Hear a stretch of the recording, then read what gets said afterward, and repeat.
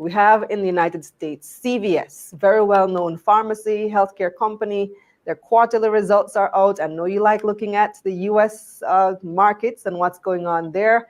So how did CVS perform? I feel like I've gotten several gems from you in the past to like companies you've picked, like you were spot on.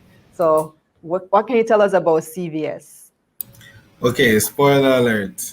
CVS is not that great. It's an okay company. I personally think that United Healthcare is a superior company, but I just think for investors who want to get their feet wet in the international market, it might be cheaper to buy CVS nominally over United Healthcare. But I think United Healthcare is a superior company. So I'll just talk a little bit about CVS. So CVS is probably most comparable to Fontana as it relates to what the company does versus what is available locally in Jamaica. So they have a retail pharmacy chain, and the company has also integrated services. But to take it a step further, CVS also has services such as a minute clinic, which offers primary healthcare services. So if somebody wants to see a GP, for instance, if you're at home and you break a leg and you need to see a doctor, or there's like a minor injury and you need to see somebody and you might not necessarily be in a position to go to hospital, you can go to a minute clinic. So it's an integrated healthcare player. As is the company is an industry leader. Some of its competitors include Rite Aid, United Healthcare, as I mentioned before, and also Walgreens, also known as Walgreens Boots Alliance. So, as it relates to the financial year, earnings not doing so hot. Net profit after tax is down about 24.8%, but revenue is up 10.6%. So, what has happened is that healthcare costs have ballooned. But what's interesting about healthcare is that it is fairly inelastic in terms of demand. So what we find is that costs that are initially absorbed or experienced by the service provider eventually gets passed on to the consumer. So this impairment to profitability because of increased healthcare costs will likely find its way back into the pricing. And what we need to understand or appreciate about CVS is that it's not just the end consumer that pays CVS, but also health insurers.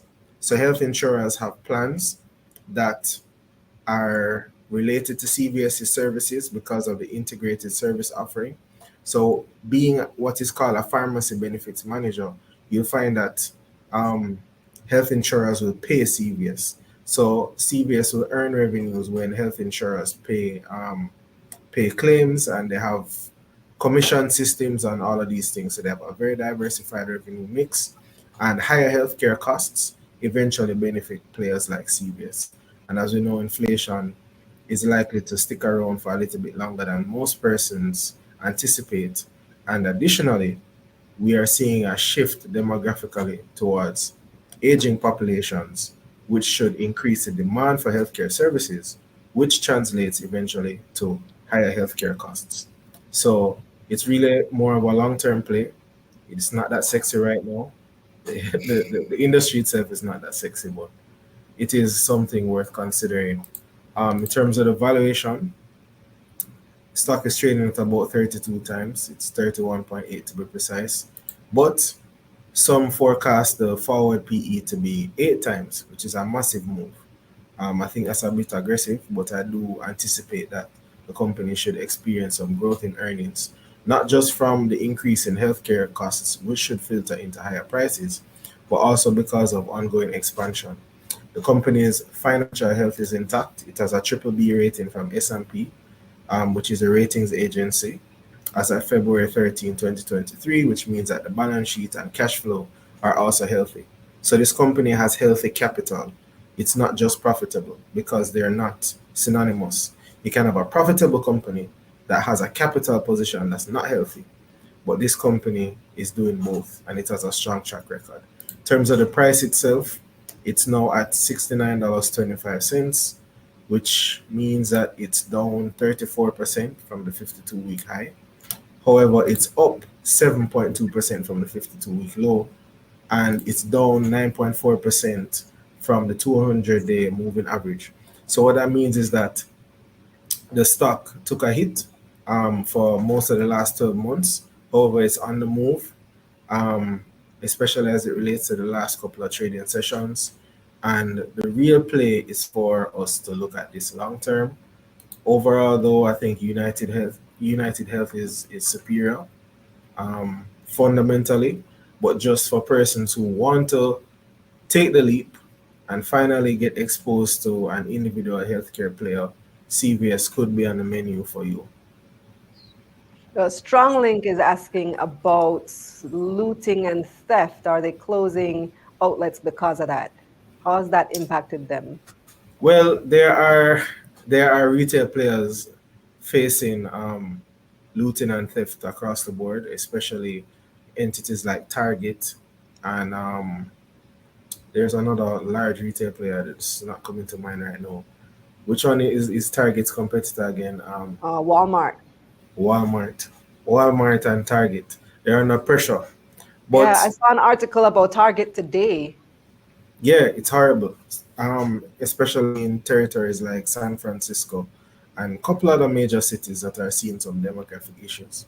But what's special about CVS is that they have the pharmacy chain, and it's not just a regular retail play. So it's not a place that sells um, clothing and maybe sneakers and some other random items. This is an integrated healthcare service. So what we find is that from a product differentiation standpoint, you can't steal health insurance. Um, you can't steal pharmaceutical products the same way you would steal a box of cereal, right? So as it relates to the product differentiation, as it relates to the exposures and who actually pays CVS, they're not at the same risks as the entities that are facing the widespread risk from threats in the US from the retail side.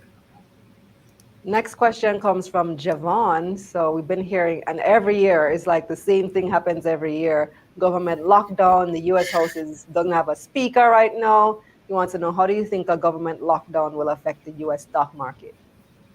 Well, what we find is that the US market is moved predominantly by earnings expectations, and liquidity events. So those liquidity events have to do with the actions of the US Federal Reserve.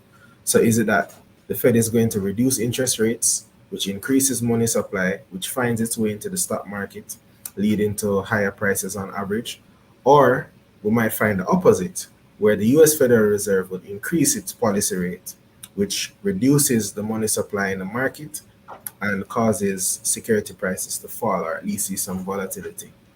Things like the US government shutdown doesn't have that much of a material effect.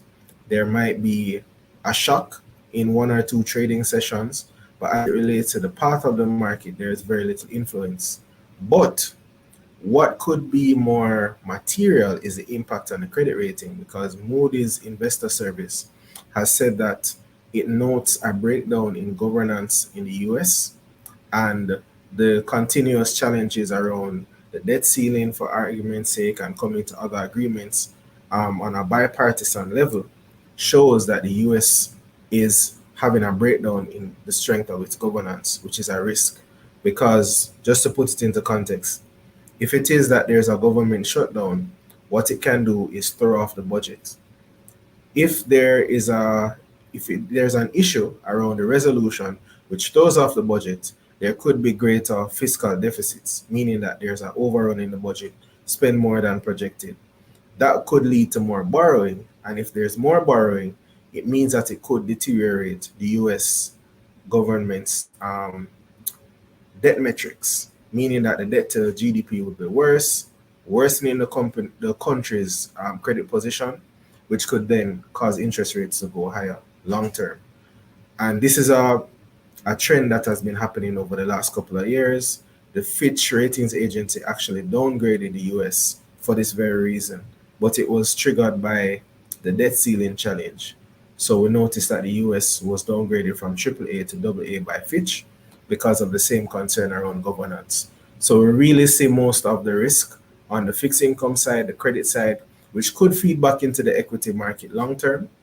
But in the way that we think anecdotally, it's not going to materially shock the equity market for this year.